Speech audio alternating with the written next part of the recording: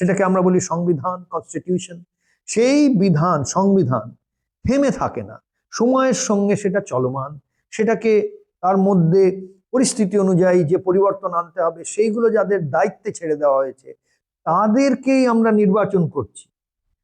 এটা বুঝতে হবে। তাহলে যে বিধি মেনে চলবো সেটা তো এক প্রকার ধর্ম, কারণ সেগুলো মেনে চলতে হবে। এটাও এক ধরনের ধর্ম হয়ে গেল, সামাজিক ধর্ম, রাষ্ট্র ধর্ম, রাজ্য ধর্ম, যাই বলেন।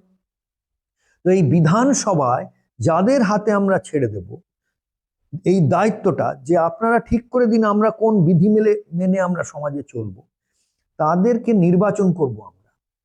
তাহলে তাদের যদি নির্বাচন করব, তাহলে কি ধরনের মানুষকে নির্বাচন করব? এইবারে আসছি আমি রাজনীতির দিকে। এটা খুব ইন্টারেস্টিং হতে চলেছে, একটু মন দিয়ে শুনবেন।